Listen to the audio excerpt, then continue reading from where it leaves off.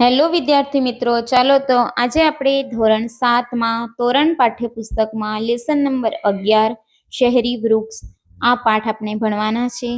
અહીં આપણને આ પાઠમાંથી વૃક્ષનું મહત્વ, એની ઉપયોગિતા શું છે આ આપણે સમજીશું. એક હતા શહેરી બાબુ. એ શહેરી બાબુને ફરવા જવાનો ખૂબ શોખ હતો. શહેરને અડીને જ એક નદી વહેતી હતી. તે નદીના સામે એક ગીચ ઝાડી હતી. શહેરી બાબુ એકવાર તે તરફ ફરવા ઉપડ્યા. નદીને બીજી તરફ ખૂબ જ વૃક્ષો હતા, જાણે કે નાનકડું જંગલ જ હોય એવું એ જંગલ હતું નદીની પેલી બાજુ. શહેરી બાબુ ફરતા ફરતા એક મજાના વૃક્ષ નીચે આવ્યા. એ ફરવા લાગે છે અને એક વૃક્ષના નીચે આવે છે. બાબુ તો વૃક્ષ જોઈને જ અચંબામાં પામી ગયા. ખૂબ નવાઈ લાગી ગઈ એમને વૃક્ષ જોઈને. કેટલું વિશાળ ને ઘટાટો વૃક્ષ હતું. એ ખૂબ જ મોટું અને વિશાળ વૃક્ષ હતું. આવું વૃક્ષો જો પોતાના શહેરમાં હોય તો કેવું સારું, કેટલા લોકોનો વિસામો થઈ શકે. એના શહેરી બાબુના મનમાં વિચાર આવે છે કે આવા વૃક્ષો શહેરમાં હોય તો આ શહેરના લોકો એ વૃક્ષના નીચે આવીને બેસે અને કેટલું સારું લાગે લોકોને, એવો એના મનમાં વિચાર આવે છે. બાબુ તો ઝાડ નીચે આરામ કરવા બેઠા, પણ નજર તો ઝાડની ડાળીઓ તરફ જ ફરે. બાબુને પોતાની તરફ આ રીતે તાકી રહેલા જોઈને વૃક્ષને ખૂબ જ નવાઈ લાગી ગઈ. વૃક્ષને નવાઈ એ વાતની લાગી કે એ માણસ જે શહેરી બાબુ જે હતો એ ઝાડના નીચે તો બેઠો હતો, પરંતુ તાકી તાકીને એ વૃક્ષને જોઈ રહ્યો હતો. આ ભાઈ કેમ બાધાની માફક મને જોયા કરે છે? મારામાં એવું શું છે કે તાકી તાકીને જોઈ રહ્યો છે? હવે વૃક્ષના મનમાં વિચાર આવે છે કે એને નવાઈ લાગે છે વૃક્ષને કે આ માણસ મને તાકી તાકીને, એટલે જ કે આમ કેમ મારા તરફ જોવે છે, કેમ કેમ હશે, એવા વિચાર જે છે વૃક્ષને આવે છે. એ ભાઈ, વૃક્ષ બોલ્યું, તમે ક્યારના ધારી ધારીને શું જોઈ રહ્યા છે? વૃક્ષ જે છે એ માણસને બોલે છે અને કહે છે કે ભાઈ, તું મને શું ધારી ધારીને એક સરખો જુએ છે? ત્યારે બાબુ કહે છે, તને જોઈ રહ્યો છું, તું કેટલું ઊંચું ને વિશાળ છે. એ જવાબ આપે છે માણસ કે હું તને જ જોઈ રહ્યો છું, તું કેટલું ઊંચું છે, કેટલું વિશાળ છે, કેટલું મોટું છે. શું તમારે ત્યાં મારા જેવા વૃક્ષ નથી? વૃક્ષ જે છે શહેરી બાબુને કહે છે કે તમે જ્યાં રહો છો ત્યાં મારા જેવા વૃક્ષ નથી? વૃક્ષે ફરી એને પૂછ્યું, ના, આવું વૃક્ષ તો મારી જિંદગીમાં મેં આજ પહેલી વાર જોયું. એ શહેરી બાબુ કહે છે કે આવું વૃક્ષ મારી જિંદગીમાં મેં પહેલી વાર જોયું છે. મારા શહેરમાં બહુ બધા વૃક્ષો જોવા ન મળે, ને જે હોય તે મારા જેવા ઘટાટોપ તો હોય જ નહીં. તને જોઈ મને એમ થાય છે કે જો મારા શહેરમાં તારા જેવા જ બધા વૃક્ષો હોય તો શહેરની શોભા કેટલી વધી જાય. એ શહેરી બાબુ જે છે એ વૃક્ષને કહે છે કે મારા શહેરમાં વૃક્ષો તો છે, પણ તારા જેટલા ઊંચા અને ઘટાદાર વૃક્ષ નથી. અને તારા જેવા વૃક્ષ જો શહેરમાં આવી જાય તો મારા શહેરની શોભા કેટલી વધી જાય. બાબુ પોતાના શહેરની વાતો કહેતા રહ્યા ને પેલું વૃક્ષ જે છે એ વાતો શહેરી બાબુની શાંતિથી સાંભળતું રહ્યું. શહેરી બાબુ ફરી બોલ્યો, વૃક્ષ, તું અહીં જંગલમાં ઉગ્યું એટલે તારું જીવન તો નકામું જ ગયું ને? એ વૃક્ષને સવાલ કરે છે કે તું અહીં જંગલમાં ઉગ્યું છે એટલે તારું અહીં કઈ વેલ્યુ નથી, તારું જીવન જે છે એ વ્યર્થ ગયું છે, કશું કામનું નથી. ત્યારે વૃક્ષે એને પૂછ્યું, એ કઈ રીતે? વૃક્ષ કહે છે કે મારું જીવન નકામું ગયું એ તું કેવી રીતના કહી શકે છે? ત્યારે શહેરી બાબુ બોલ્યો, તારી પાસે બધું જ છે. તારી છાયા શીતળ છે, ઠંડી છાયા છે, પણ તે કોના કામની? તારી પાસે બધું છે પણ એ કોઈને કામ આવતું નથી, કારણ કે તું જંગલમાં ઉગ્યું છે. ત્યારે કહે, કેમ વળી? મારી ડાળીએ પક્ષીઓના માળા છે. રાત્રે હું ઘણા પક્ષીઓને આશરો આપું છું. મારી છાયામાં ઘણા પ્રાણીઓ આરામ કરે છે. આ વૃક્ષ બોલે છે કે હું પક્ષીઓને છાંયડો આપું છું. પક્ષીઓ મારી ઉપર માળા બાંધીને રહે છે. રાત્રે અનેક પક્ષીઓને હું આશરો આપું છું. ઘણા પ્રાણીઓને મારા પાસે આવે છે આરામ કરવા માટે અને એ લોકોને છાંયો આપું છું. એવું વૃક્ષ કહે છે. એ ખરું, પણ અમારા જેવા મનુષ્યને માટે તો ઉપયોગી જ નથી ને. હવે શહેરી બાબુ પાછો કહે છે કે એ બધી વાત તારી સાચી છે, પરંતુ અમારા જેવા મનુષ્ય માટે તું કોઈ ઉપયોગી નથી. જો તું અમારા શહેરમાં હોય તો ઘણા લોકોની સેવા કરી શકે. તારી શીતળ છાયામાં ઉનાળાની ગરમીથી બચવા લોકો આવીને બેસે. તારા થડ પાસે કોઈ પરબ માંડે. તને માનવીના આશીષ મળે ને તારું જીવન ધન્ય ધન્ય થઈ જાય. હવે વૃક્ષને એ શહેરી બાબુ કહે છે કે તું લોકોને માટે તો કોઈ ઉપયોગી જ નથી. તારા નીચે પ્રાણી પક્ષી આવીને આરામ કરે છે, પરંતુ મનુષ્ય આવીને આરામ કરતા નથી. જો તું લોકોની સેવા લેવા ઈચ્છતું હોય, તું શીતળ ગરમીમાં ઉનાળામાં શીતળ છાંયડો જે છે લોકોને આપવા માંગતું હોય તો તું શહેરમાં આવવું પડે. શહેરમાં આવે તો તારા નીચે પરબ બાંધે અને એ પરબ પર લોકો આવીને બેસે અને એ લોકોના જે આશીર્વાદ જે છે એ તને મળે અને તારું જીવન જે છે એ ધન્ય ધન્ય થઈ જાય. એવું જે છે એ શહેરી બાબુ વૃક્ષને કહે છે. વૃક્ષને લાગ્યું કે પેલા બાબુની વાત વિચારવા જેવી છે ખરી. વૃક્ષ હવે વિચારમાં પડી જાય છે કે આ માણસની વાત સાચી છે. ભાઈ, તમારી વાતે મને વિચાર કરતું મૂકી દીધું. હવે એ વૃક્ષ કહે છે કે શહેરી બાબુની વાત જે છે એ એને વિચાર કરતું મૂકી દે છે અને વિચારમાં પડી જાય છે એ વૃક્ષ. હવે શહેરી બાબુ કહે છે કે તું વિચારીને જો અને તારી ઈચ્છા થાય તો અમારા શહેરમાં આવજે. અમારા શહેરમાં લોકો ખૂબ જ પ્રેમાળ છે. એવું જે છે એને વૃક્ષને કહે છે. આમ કહી શહેરી બાબુ ત્યાંથી ચાલ્યો જાય છે અને વૃક્ષ જે છે એ વિચાર કરવા લાગ્યું. તેને શહેર જવાનું મન થવા લાગ્યું. હવે શહેરી બાબુની વાતથી એને શહેરમાં જવાનું મન થાય છે. શહેરના લોકોની સેવા કરવાનું એનું મન થાય છે. આ વાત તેને પોતાની પાસેના વૃક્ષને કહી. એના બાજુમાં જે વૃક્ષ હતું એને એ વાત જે છે કહે છે કે ચાલ તારે આવવું છે. ત્યારે બાજુવાળું વૃક્ષ જે છે કહે ક્યાં? તો એ કહે કે શહેરમાં. બીજું વૃક્ષ કહે શા માટે? તો એ કહે કે માનવીની સેવા કરવા માટે. પણ તેથી શું થાય? બીજું વૃક્ષ બોલ્યું, જંગલમાં પ્રાણીઓ અને પક્ષીઓની તો સેવા કરીએ જ છીએ ને આપણે. મૃત્યુ બાદ માનવીને લાકડું પણ તો આપીએ જ છીએ ને. બીજા વૃક્ષે કહ્યું કે આપણે જંગલમાં પ્રાણી પક્ષીઓની સેવા તો કરી જ રહ્યા છે ને, અને મનુષ્યની સેવાની વાત રહી તો મનુષ્યને મૃત્યુ માટે આપણે લાકડું તો આપીએ જ છીએ ને. એ તો સાચું જ, પણ જીવતે જીવ આપણે માનવીની સેવા કરવી જોઈએ. કહે છે કે આપણે જીવતે જીવ માનવીની સેવા કરવી જોઈએ. તને માનવીની સેવા કરવાનો ખોટો ચસ્કો લાગ્યો છે. બીજું વૃક્ષ જે છે કહે છે કે માનવીઓ સ્વાર્થી હોય છે.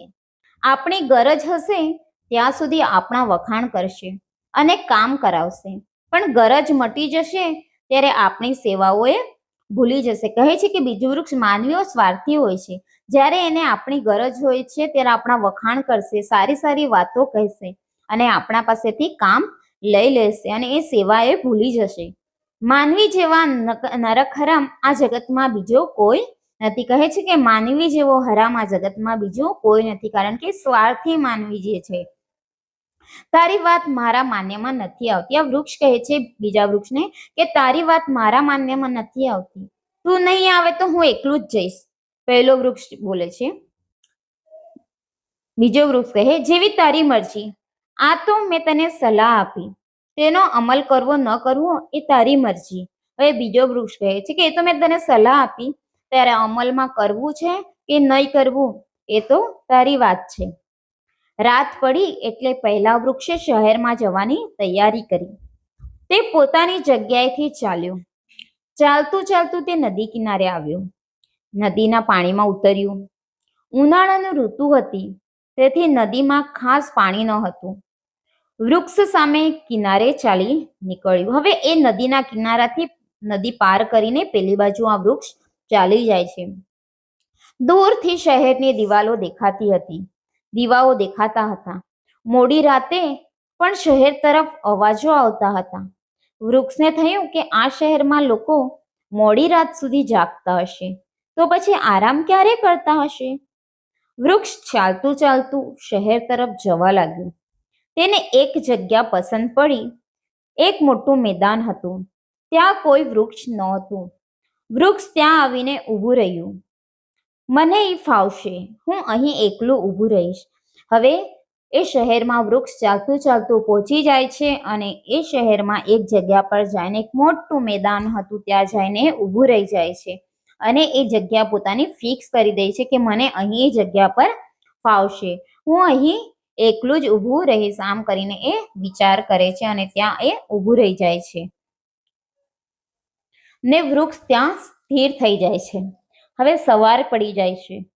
શહેરના લોકો જાગી જાય. નાઈ ધોઈને સૌના કામ પર જવા લાગ્યા. કોઈને પેલા વૃક્ષ સામે જોવાની ટાઈમ ન હતો. વૃક્ષને થયું કે કોઈ મારી સામે જોઈતું પણ નથી. કોઈ નજીક આવીને મારી પાસે ઊભું રહી વાત કરે, પણ અહીં લોકો તો દોડાદોડી જ કરતા હતા. વૃક્ષને એવું લાગતું હતું કે મારા પાસે કોઈ આવે અને વાતો કરે, પરંતુ એ વાત ત્યાં શક્ય ન હતી. લોકો પોતાના કામમાં જ એટલા વ્યસ્ત હતા કે લોકોને એ વૃક્ષ સામે જોવાનો પણ ટાઈમ ન હતો. બપોરનો સમય થયો. રસ્તાઓ તપવા લાગ્યા. ખૂબ ઉનાળાનો સમય હતો. ખૂબ તાપ પડતો હતો એટલે રસ્તાઓ ખૂબ ગરમ થવા લાગ્યા. રસ્તાઓ પર અવર જવર ઓછી થઈ ગઈ. બે સાયકલવાળા ત્યાંથી પસાર થયા. એ જગ્યાએથી બે સાયકલવાળા પસાર થયા. તેઓ પરસેવે રેબઝેબ થતા હતા. વૃક્ષ નીચે આવી તેઓ ઊભા રહ્યા. એ વૃક્ષ નીચે આવીને એ સાયકલવાળા જે છે ઊભા રહી જાય છે. હાશ, કેવો શીતળ છાંયડો છે ને પવન પણ કેવો ઠંડો વાય છે. એક જણ એમાંથી બોલે છે, સારું થયું આ વૃક્ષ મળ્યું, નહીતર હું તો તાપથી મરી જાત. બીજો જણ બોલ્યો. સાયકલવાળાની વાત સાંભળીને વૃક્ષને ખૂબ આનંદ થયો. ચાલો કોઈ તો મારા વખાણ કરનાર નીકળ્યું ખરું. શહેરના બધા જ લોકો ખરાબ તો નથી જ. સાયકલવાળા ચાલ્યા ગયા.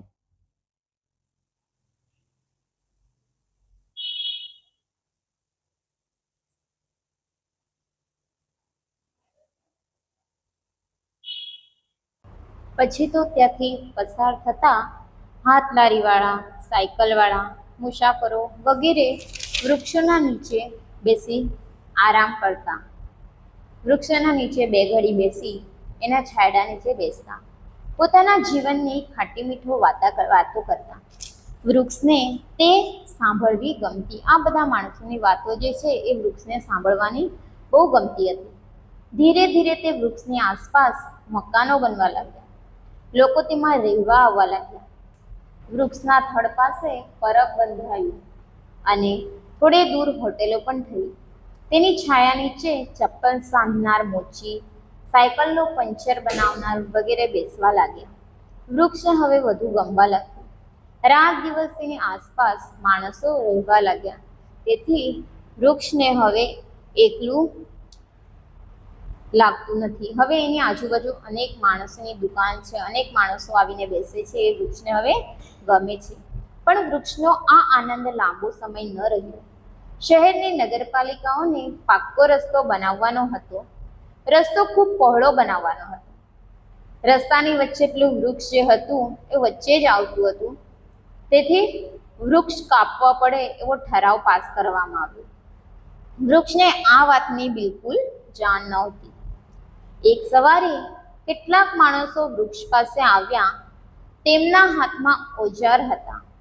કોઈના હાથમાં કુહાડી હતી તો કોઈના હાથમાં ટીકમ. એવા અનેક સાધનો જે છે એ લઈને માણસો ઝાડ નીચે ઊભા હતા. તેઓ ઝાડ નીચે બેસી વાતચીત કરવા લાગ્યા. સૌ પ્રથમ તેની ડાળીઓ પાડી દઈએ, બરાબર ને?